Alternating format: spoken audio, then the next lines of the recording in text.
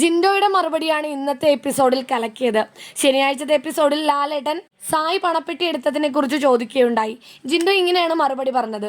അഭിഷേകൊക്കെ പറഞ്ഞ പോലെ നേരത്തെ തൊട്ടേ സായി പറയുന്നുണ്ടായിരുന്നു ഏത് തുകയാണെങ്കിലും ഞാൻ എടുക്കുമെന്ന്. പക്ഷേ എടുക്കുമെന്ന് ഞാനും പ്രതീക്ഷിച്ചിരുന്നില്ല.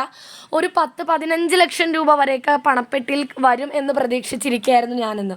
അപ്പോൾ ലാലേട്ടൻ ചോദിക്കുന്നുണ്ട്, എന്താ 15 ലക്ഷം രൂപയൊക്കെ ആയിരുന്നെങ്കിൽ ജിൻഡോ എടുത്തുകൊണ്ട് പോകുമായിരുന്നോ എന്ന് ചോദിക്കുന്നുണ്ട്.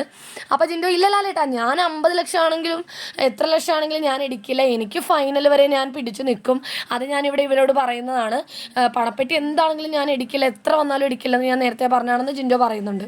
അതുപോലെ മറ്റൊരു കാര്യം കൂടി ജിൻഡോ പറഞ്ഞത്, സായിക്ക് ഈ പൈസയുടെ ആവശ്യം ഉണ്ടെന്നൊന്നും എനിക്ക് തോന്നുന്നില്ല. ഇത് വെറും 5 ലക്ഷം രൂപയല്ലേ, ഇതിൻ്റെ ആവശ്യം സായിക്ക് ഉണ്ടെന്ന് എനിക്ക് തോന്നുന്നില്ല.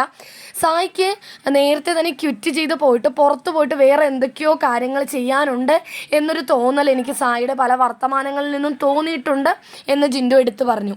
സായി 100 ദിവസം തികയ്ക്കാതെ നേരത്തെ തന്നെ ഈ പണപ്പെട്ടിയുമായി പോയതിന് പിന്നാലെ എന്തോ നിഗൂഢതയൊക്കെ ഉണ്ട് എന്നുള്ള രീതിയിലാണ് ജിൻഡോ